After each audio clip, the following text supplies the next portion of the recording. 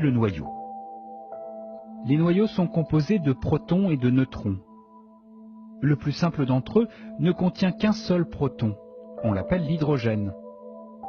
La répulsion entre particules de même charge, dite répulsion coulombienne, interdit la cohésion entre deux protons.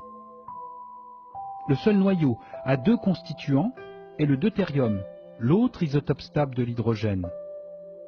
Bien qu'il soit très rare, il contient un proton et un neutron liés par l'interaction forte. Cette force attractive permet de former de nombreux édifices stables, comme deux protons avec un ou deux neutrons. Ce sont les isotopes stables de l'hélium. On classe ces noyaux en fonction de leur nombre de protons et de neutrons. Il existe deux noyaux stables de carbone, contenant chacun 6 protons, mais un nombre de neutrons différent.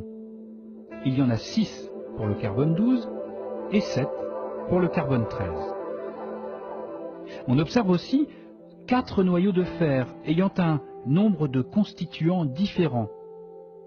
Ce sont les isotopes stables du fer.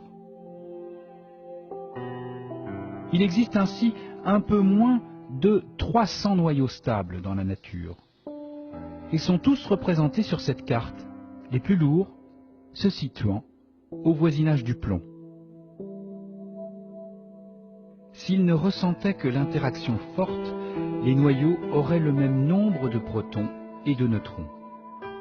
Mais la répulsion coulombienne pousse ces édifices à inclure plus de neutrons, déplaçant les noyaux stables du côté des noyaux riches en neutrons. Alors il existe d'autres noyaux, mais ils sont instables. On dit qu'ils sont radioactifs, c'est-à-dire qu'ils se désintègrent spontanément en une autre espèce. On estime qu'ils sont près d'une dizaine de milliers. Ceux qui sont représentés ici, sur cette carte, sont ceux que l'homme a pu synthétiser dans des accélérateurs. Les noyaux radioactifs peuvent se désintégrer de différentes façons. Pour certains, c'est la radioactivité bêta, associée à la transformation d'un seul nucléon. Pour d'autres, c'est la radioactivité alpha, dans laquelle une particule d'hélium 4 est émise. D'autres encore fissionnent spontanément. Le noyau se casse en 2 morceaux. La tendance d'un noyau à se désintégrer dépend de la cohésion des protons et des neutrons en son sein. L'importance de leur lien, qui est ici représenté verticalement, illustre la stabilité du noyau. Bienvenue dans la vallée de la stabilité creusée par une étrange rivière où tend à couler toute la matière de l'univers. Les désintégrations des noyaux instables apparaissent alors comme le plus court chemin pour rejoindre la stabilité. Sur le flanc à droite s'agrippent les noyaux trop riches en neutrons. En convertissant un neutron en proton, la radioactivité bêta est un processus très efficace pour redescendre de ces pentes escarpées. À chaque étape, l'espérance de vie du nouveau noyau formé augmente et le trop-plein d'énergie est évacué par un électron et un neutrino. La réorganisation du noyau peut aussi s'accompagner de lumière, l'émission de rayons gamma. En se déplaçant vers les noyaux très lourds, 2 autres processus permettent au noyau d'évoluer vers la stabilité. Le premier est la fission. Un noyau très lourd tel que le californium 252 peut se scinder spontanément en 2 fragments. Ces nouveaux noyaux produits sont beaucoup moins lourds, mais ils sont très riches en neutrons. Ils se placent donc sur le flanc droit de la vallée et ils vont évoluer vers la stabilité par une cascade de désintégration bêta.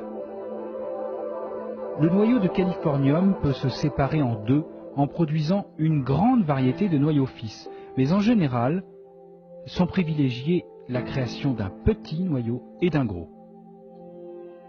C'est le même phénomène qu'on observe lors de la fission des noyaux d'uranium dans les réacteurs nucléaires. Pour les noyaux lourds, l'autre moyen d'évoluer vers les noyaux stables est d'émettre 2 protons et 2 neutrons d'un coup, sous la forme d'un noyau d'hélium. c'est la radioactivité alpha.